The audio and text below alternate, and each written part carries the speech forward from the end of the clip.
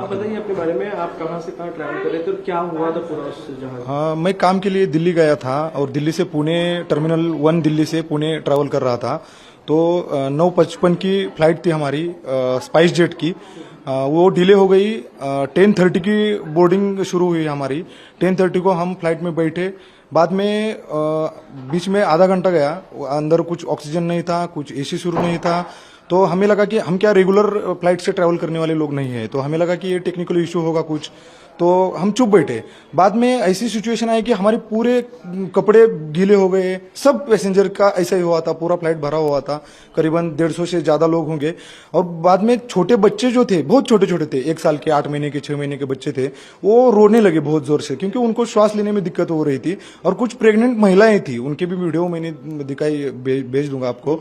तो वो महिलाओं को आवाज भी नहीं देने आ रहा था, उनका आवाज भी बाहर नहीं आ रहा था। वो चिल्ला चिल्ला के वो निपचिप पड़ गई। फिर हम पैनिक हो गई कि अरे क्या हो रहा है। हमने वो क्रू मेंबर्स को पूछा कि हो क्या रहा है, हमें बताओ तो सही, क्योंकि सबको परेशानी हो रही है अभी।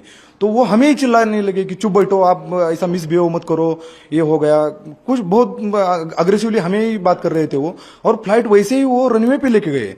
तो बाद में हमें बहुत टेंशन आया कि रनवे में फ्लाइट आया है, अभी तक ऑक्सीजन नहीं है, अंदर हवा नहीं है। तो हमने बोला कुछ तो करो, अभी बहुत पैनिक हुआ है और वो बेहोश हो रही है महिलाएं।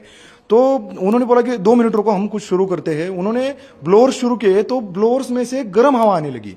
तो अंदर ऐसा गैस चैम्बर जैसा सिचुएशन हुआ था, बहुत पैनिक हो गए लोग। तो फिर सबको चिल्ला के बोला कि वो ब्लोअर्स बंद करो, गर्म हवा तो कम से कम बंद हो जाएगी। बाद में वो बंद किया और उनको ही मालूम पड़ा कि कुछ तो टेक्निकल इशू है। बाद में वो फ्लाइट साइड में लेके गए। फिर हमने उनको रिक्वेस्ट की कि हम इस फ्लाइट में नहीं बैठेंगे, हमें दूसरी कोई फ्लाइट अरेंजमेंट कर दो या हमारी टिकट कैंसिल कर दो। तो वो हमें बाद में वो भी मैनेजर कोई स्पाइस जेट का आया था, वो भी हमें डोमिनेंस करके बोल रहा था कि हमारी ऐसी पॉलिसी नहीं है, ये नहीं हो सकता, आप कुछ भी डिमांड करोगे, हम 20 मिनट में यही फ्लाइट को जो दिक्कत आई है वो दुरुस्त करेंगे और इसी में आपको जाना पड़ेगा। फिर हमने वहीं पे प्रोटेस्ट किया, ग्राउंड पे वहीं पे सब लोग धरने पे बैठे। सब ने उनको रिक्वेस्ट की कि हमें दूसरा फ्लाइट दे दो, हमें डर है ये फ्लाइट में खराबी है। तो थोड़ी देर में उनकी टेक्निकल टीम आई, उन्होंने कुछ चेकअप किया वहां पे।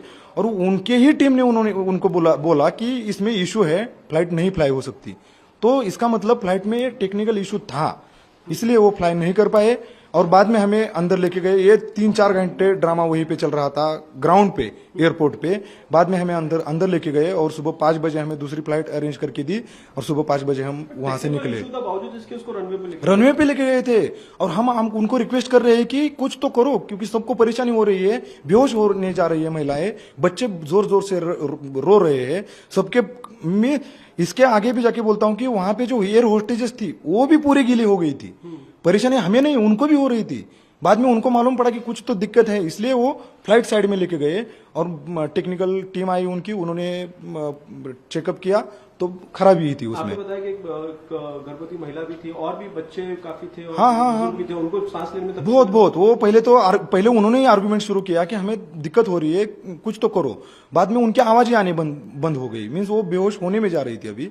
तो उनको नीचे उतरने के बाद 20 से 25 मिनट एम्बुलेंस भी नहीं आई वहां पे। फिर वो क्या मरने की वेट कर रहे थे कि क्या मालूम। ऊपर जाने के बाद तो आपको न्यूज में ही हमें देखना पड़ता था। यात्री के तौर पे ये जो पूरी अव्यवस्था है उसको लेकर आपको क्या लगता है कि क्या कौन जिम्मेदार है इस सब चीज? अभी ये जो सब सिस्टम है, हम तो रूरल इंडिया के लोग हैं, हमें क्या इतनी बड़ी सिस्टम उनकी मालूम नहीं है, लेकिन मैं उस सिस्टम को दोष देना चाहता हूं। हमने अभी सुबह से शाम से हम रिसर्च कर रहे हैं, स्पाइस जेट्स की बहुत कंप्लेंट्स है। कल रात को भी उसी एयरपोर्ट पे, टर्मिनल पे बहुत लोग वही कंप्लेंट कर रहे थे कि डिले होती है, 20-20 घंटे डिले होती है। एयर इंडिया का अभी इशू हुआ है, उनके सीईओ ने कैसे आंसर दिए हैं, मीन्स बदतमीजी से सब बातें कर रहे हैं। ये पूरा एविएशन सिस्टम ही दिन से दिन खराब होते जा रहा है। हमारा महाराष्ट्र का ही एग्जाम्पल है अजित दादा का। ऑनरेबल अजित दादा की दुर्घटना हो गई, हमने एक आदमी, बहुत बड़ा आदमी गवाया है महाराष्ट्र का। तो ये इतने सीरियसली क्यों नहीं ले रही, फिर भी इतने कैजुअली ले रहे हैं। हम उनको रिक्वेस्ट कर रहे हैं, हम सब पैनिक सिचुएशन में है, फिर भी वो हमें ही डोमिनेंस कर रहे हैं, हमें ही बदतमीजी से बातें कर रहे हैं। तो ये मगरूरी आती कहां से है? इसका मतलब कुछ तो इनके ऊपर कोई तो है ना, इसलिए ये डरते ही नहीं ले कॉमन लोगों को। ऐसे ही इनकी जाने जा सकती है, उनको कुछ फर्क नहीं पड़ता है। अगर शाम को रनवे पे फ्लाइट गया था, वो फ्लाई हो जाता, अगर ये दुर्घटना घटती, कम से कम 150 लोग थे उस फ्लाइट में, सबकी जानी जाती, उनकी जो क्रू मेंबर्स थे उनकी भी जाती है ना, उनकी उसके साथ। फिर ये चल क्या रहा है, इस पे कोई कार्रवाई क्यों नहीं होती है, मैं ये पूछना चाहता हूँ। एविएशन की आपने बात की तो हमने पिछले दिनों एयर इंडिया का भी देखा था जो ड्रॉप हाँ। 300 किलो, उसके बारे में आपको जानकारी तो हाँ। आप जब ट्रैवल करते हैं यात्री के तौर पे डर वही अभी तो डर तो लगता है बहुत, लेकिन क्या करते, बहुत दूर जाना होता है तो। और उससे ही आगे मैं ये बोलना चाहता हूं कि जो रूरल इंडिया के हमारे लोग हैं, वो क्या फ्लाइट में सिर्फ ऐसे कब उनका ड्रीम रहता है एक बार मुझे फ्लाइट में बैठना है।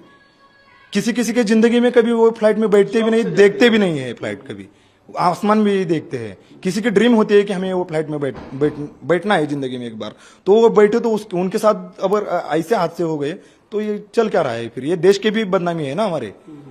अब एक और सवाल पूछेंगे, किसको जिम्मेदार हो जो कल हुआ, कल आपके साथ हुआ, उसके लिए किसको जिम्मेदार? मैं तो ये पहले तो ये स्पाइस जेट की जो भी पूर्व ये सिस्टम है उनको जवाब देना ही होगा, उन पे कार्रवाई भी होनी चाहिए। हम मिनिस्टर साहब को भी ट्वीट किए हैं, मेल किए हैं, राम मनोहर साहब है, हमारे मुरलीधर अन्ना मोहोल जी है, उनको भी टैग करके उनको भी रिक्वेस्ट किया है कि इनके ऊपर कार्रवाई करो। और पूरी जो एविएशन की वो वाट लग गई है, उसका कुछ तो एक्शन लेके लोगों को एक्शन से बात करो, अभी मुंह से बात करो, ऐसा हमारा रिक्वेस्ट भी है।